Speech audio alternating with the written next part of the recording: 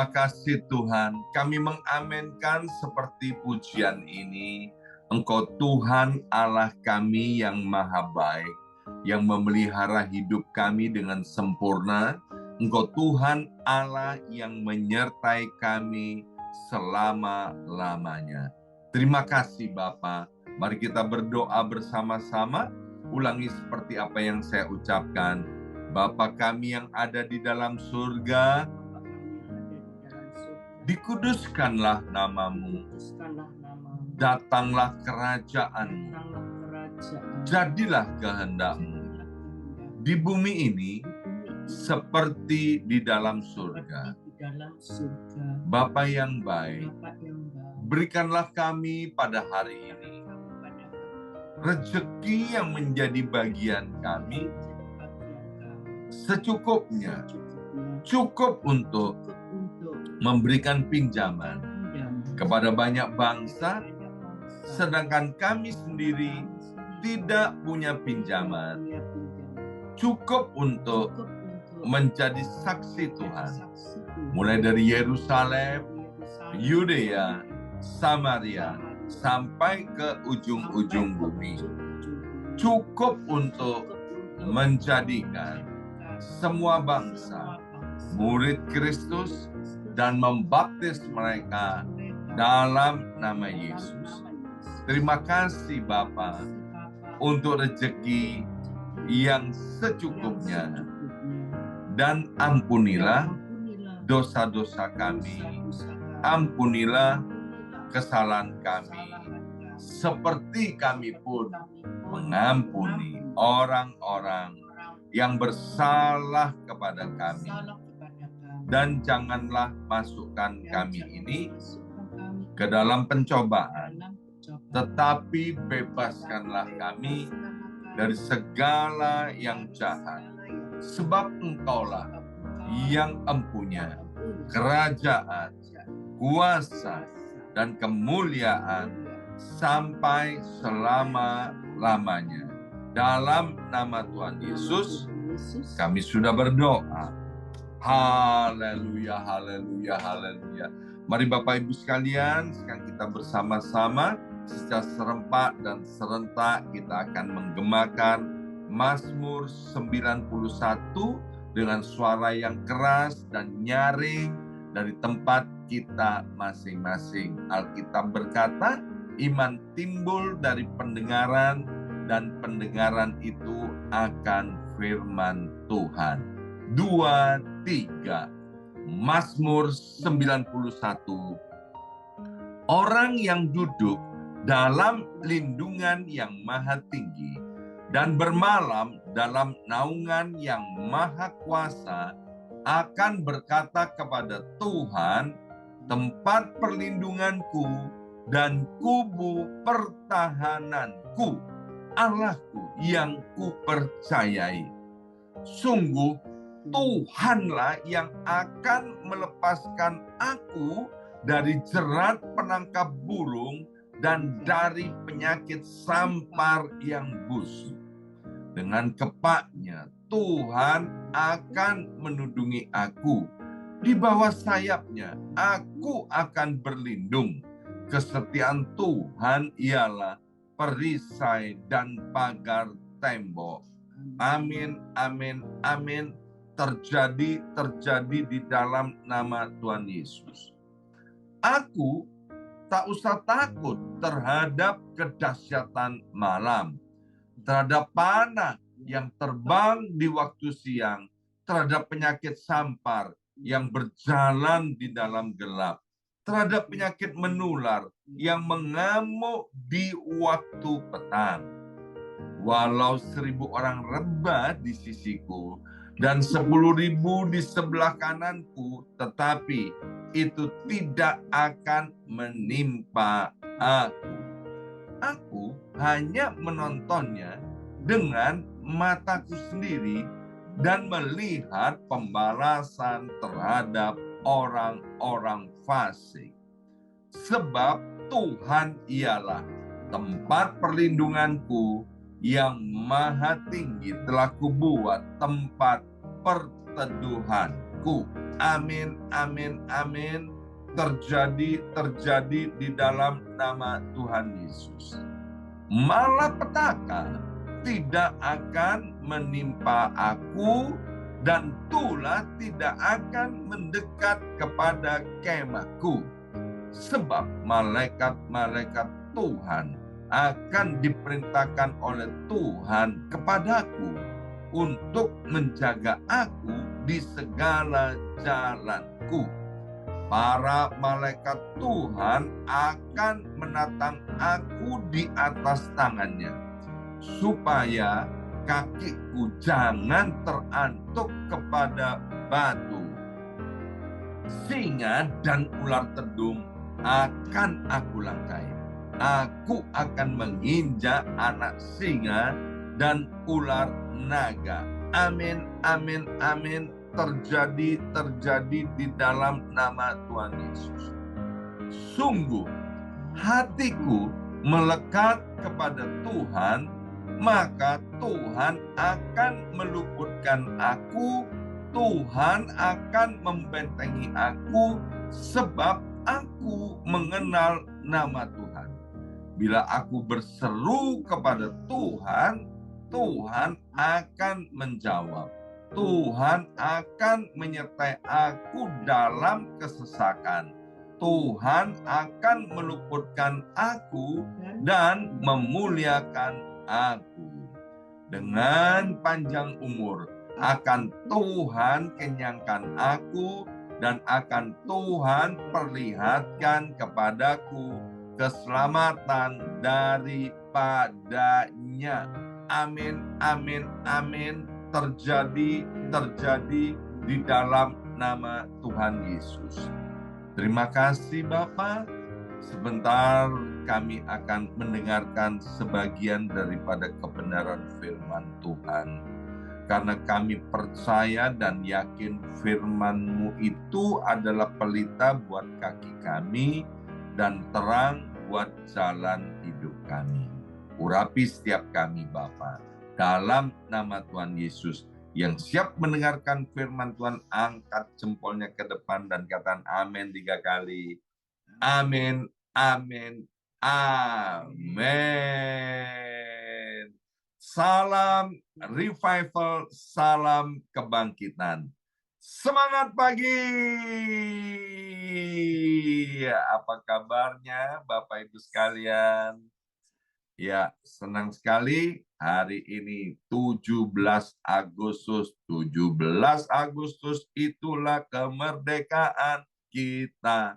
Merdeka, merdeka, merdeka. Ya, hari Kamis 17 Agustus 2023 bagi Bapak Ibu yang ada di Indonesia atau kita masih warga negara Indonesia. Selamat merayakan ulang tahun kemerdekaan Republik Indonesia, ulang tahun yang ke-78 ya.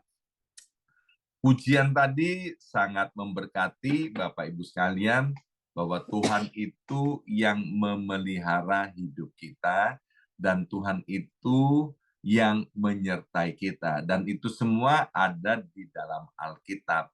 Maka itu Bapak Ibu sekalian, kita harus terus yakin dan percaya bahwa tak sedetik pun Tuhan itu meninggalkan kita, ya. Dan kita tahu bahwa firman itu adalah pelita buat kaki kita dan terang buat jalan hidup kita. Artinya firman itu yang menerangi langkah-langkah hidup kita. Maka itu jangan sampai tidak ada hari tanpa firman Tuhan. Sebab kalau ada hari yang tidak ada firman Tuhan, pertanyaannya, hari itu kita melangkah dituntun apa? Ya, ingat sekali lagi bahwa firman itu adalah pelita buat kaki kita dan terang buat jalan hidup kita. Jangan pernah remehkan atau sepelekan firman Tuhan, ya. Penting sekali, ya. Kemarin saya ngobrol dengan satu keluarga yang baru datang dari Indonesia. ayah dan ibu serta 4 orang anaknya, ya kan? Masih kecil-kecil itu. Saya lupa umurnya berapa ya. Mungkin 6, 7, dan 11 serta 12 ya. Nah, saya bilang kepada suami istri yang masih muda ini, dan karena beliau juga minta gimana, tolong kami dinasehati, diberi petunjuk nih. Dan kemudian meskipun mereka baru datang ya, ibu ini udah kerja, Bapak Ibu sekalian ya. Dan kemudian seharian kerja, dia pulang, maka keempat anaknya yang masih kecil tuh mijetin mamanya, dan suaminya juga pijetin mamanya, ya kan. Mereka keluarga yang saling mencintai satu dengan yang lain, mereka datang ke Amerika untuk menjadi imigran di sini. Dan saya bilang, Bu, Pak, ajarin anak-anak ini masih kecil untuk hafal ayat firman Tuhan, bahwa penting sekali untuk menghormati ayah dan ibunya, ya, supaya hidupnya berbahagia dan panjang umurnya di atas muka bumi ini. Itu harus, Pak, ditekankan setiap hari, ya kan? Mumpung anak-anak itu masih kecil, supaya tertanam dalam alam sadar sampai alam bawah sadarnya. Sehingga kapanpun dan dimanapun berada, anak-anak itu tetap ingat bahwa mereka lahir bukan dari batu, ya kan? Mereka lahir dari papa mamanya, sehingga anak-anak ini terus menghormati ayah dan ibunya.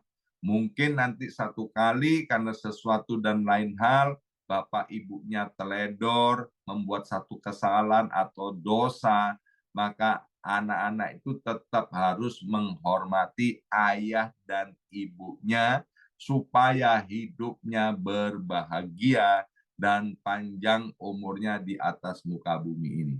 Dan saya bilang kepada 4 anak yang masih kecil-kecil ya, ingat ya, kamu jadi lihat nih mamamu nih ya, mamamu ini dengan berkorban sedemikian rupa itu karena cintanya kepada kalian. Jangan seperti kacang lupa kepada kulitnya. Jangan lupa dari mana kamu berasal. Nah, itu pentingnya yang namanya firman.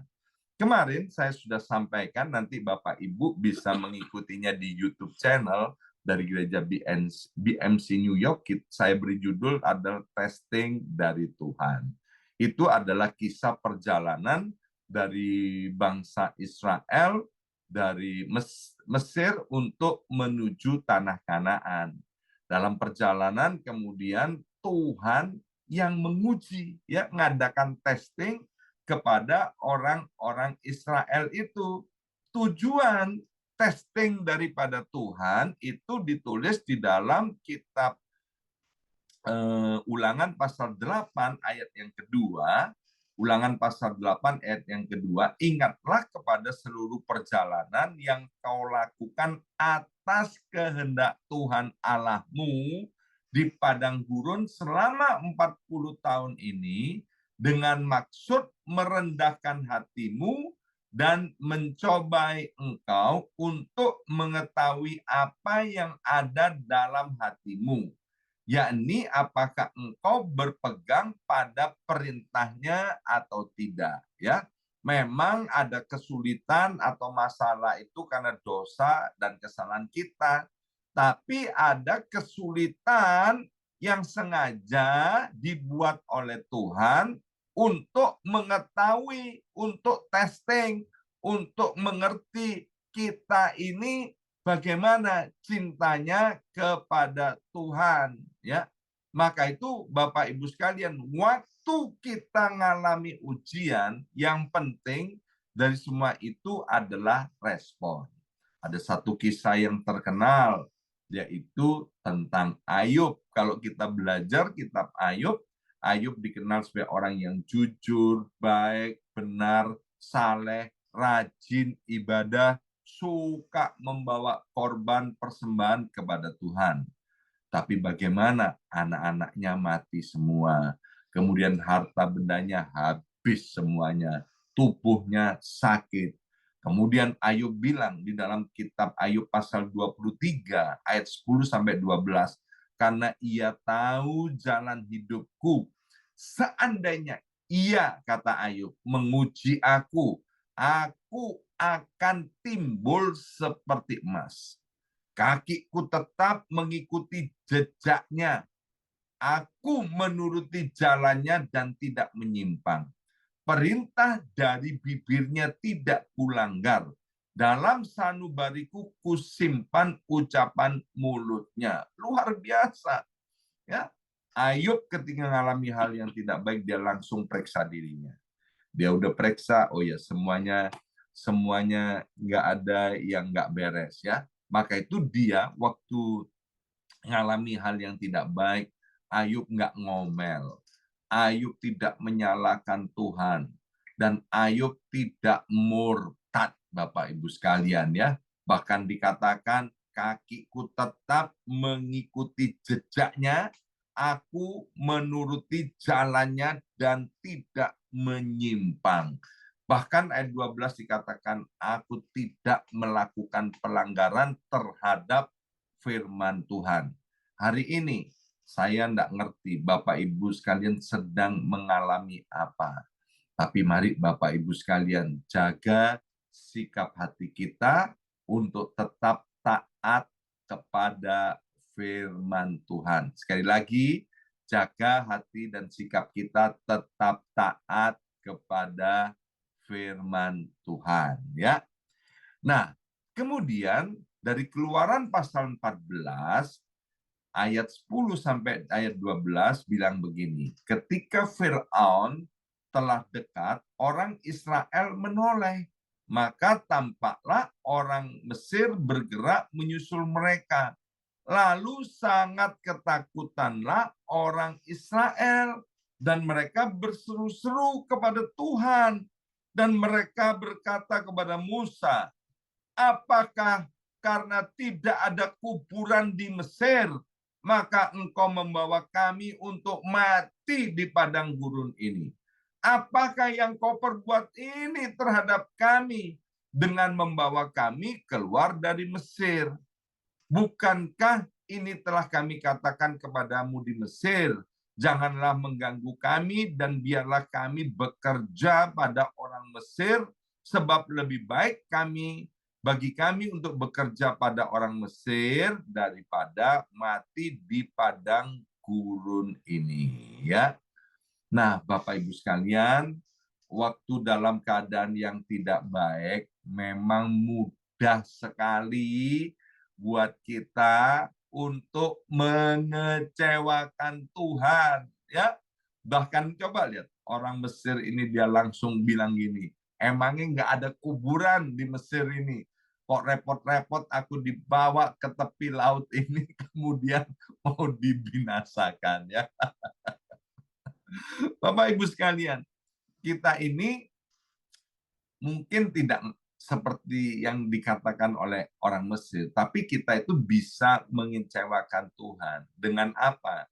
Dengan tidak percaya akan janji dan firman Tuhan. Ya kan? Saya ketemu dengan beberapa anak Tuhan yang bilang gini, udah nggak Tuhan-Tuhanan. Orang Surabaya bilang gini, nggak Tuhan-Tuhanan, nggak patean katanya, ya kan? Mana? Tuhan itu ada apa enggak? Enggak ada lah. Kalau Tuhan ada pasti segera tolong aku. Nah, ini kan namanya tidak percaya kepada Tuhan. Kembali kepada orang Israel itu. Orang Israel itu luar biasa. Dia baru melihat, menikmati, merasakan 10 mujizat Tuhan. Ya kan? Udah ngalami itu. Tapi juga dia masih nggak percaya kepada Tuhan. Ada berapa banyak kita yang ada hari ini? Seringkali kita melupakan kebaikan Tuhan. Kita melupakan mujizat-mujizat Tuhan yang telah dianugerahkan kepada kita. Kita lupa promosi yang datang daripada Tuhan. Seolah-olah semuanya terjadi secara kebetulan.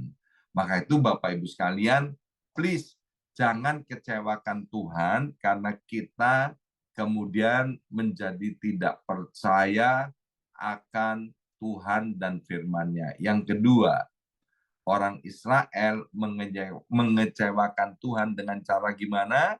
Dengan cara ngomel, bersungut-sungut. Maka itu dikatakan dari Alkitab Perjanjian Lama maupun Alkitab Perjanjian Baru, supaya kita itu jangan ngomel, jangan bersungut-sungut. Rasul Paulus berkata, ucapkanlah syukur ya dalam segala hal. Bukan kita mengucap syukur untuk segala hal, tapi di dalam segala hal kita mengucap syukur. Kalau untuk segala hal itu gini, ya kan? Maaf kalau ada yang sakit, kemudian kita mengucap syukur. Terima kasih Tuhan untuk sakit penyakit. Bukan itu maksudnya.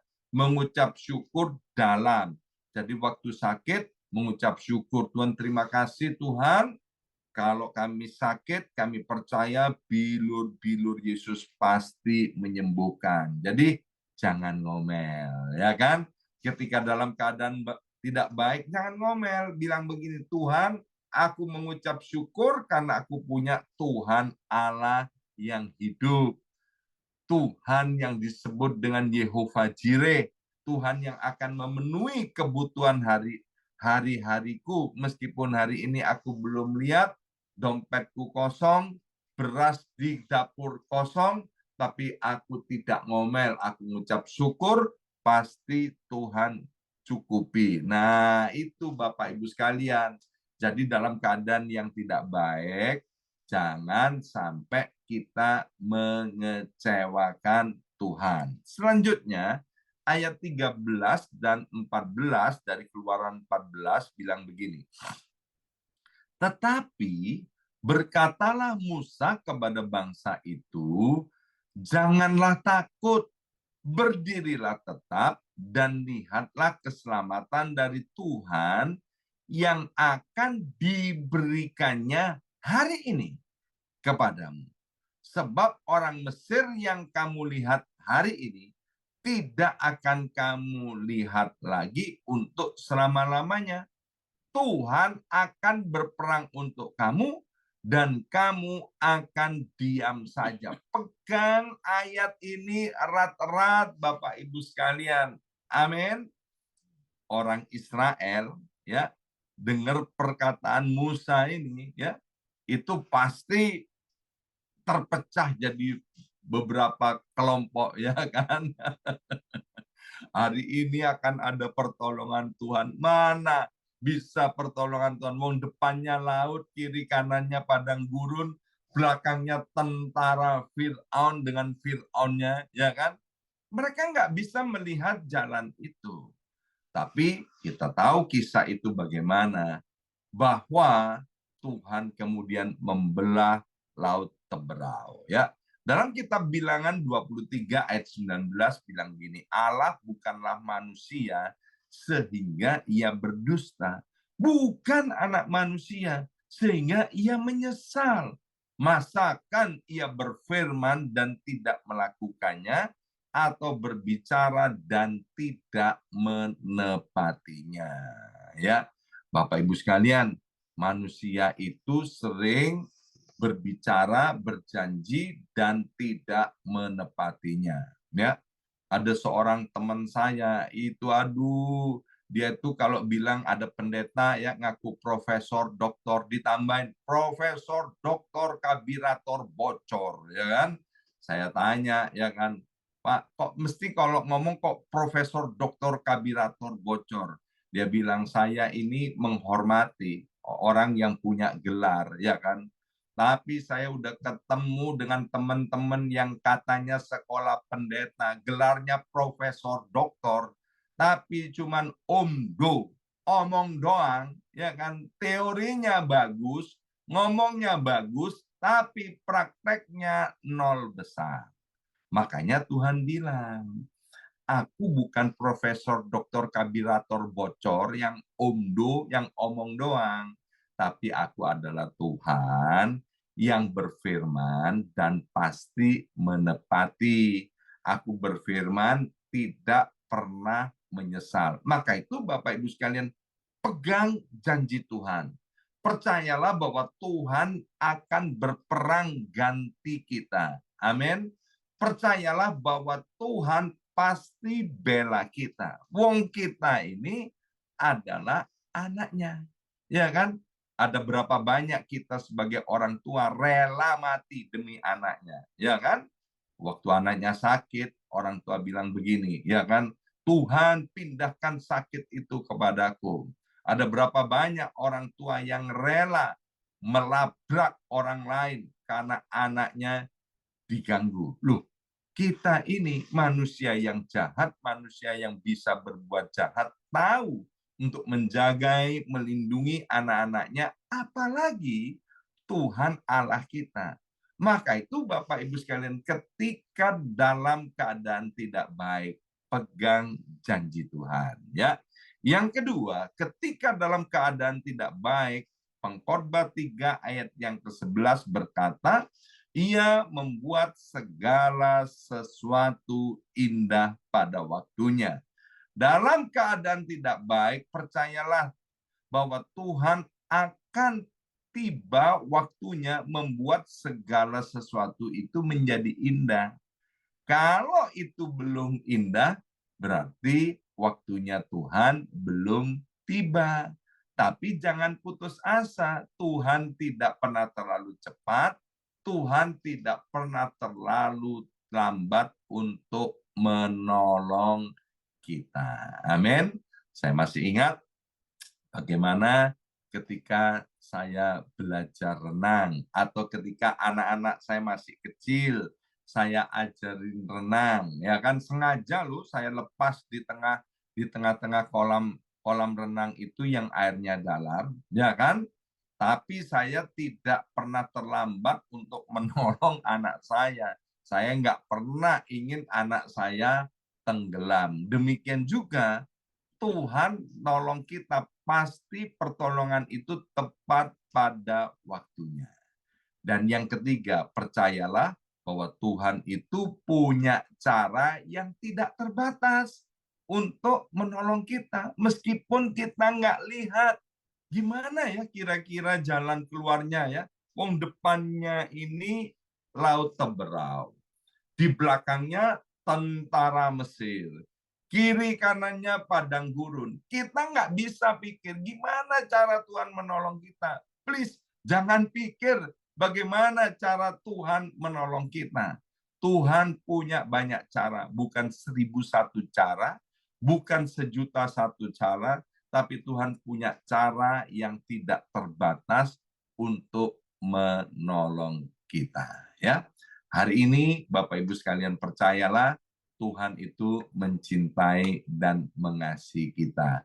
Tuhan yang memelihara hidup kita, Tuhan yang menjagai kita, dan Tuhan yang menyertai kita sampai selama-lamanya. Nantikan Tuhan, dan Tuhan akan membuat segala sesuatu itu indah pada waktunya. Please jaga, jangan sampai ngomel, jangan sampai mengecewakan hati Tuhan. Sekali Yesus, tetap Yesus sampai selama-lamanya.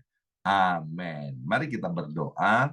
Materaikan setiap benih firman Tuhan ini, Bapa, sehingga firman-Mu itu menjadi pelita buat kaki kami dan terang buat jalan hidup kami.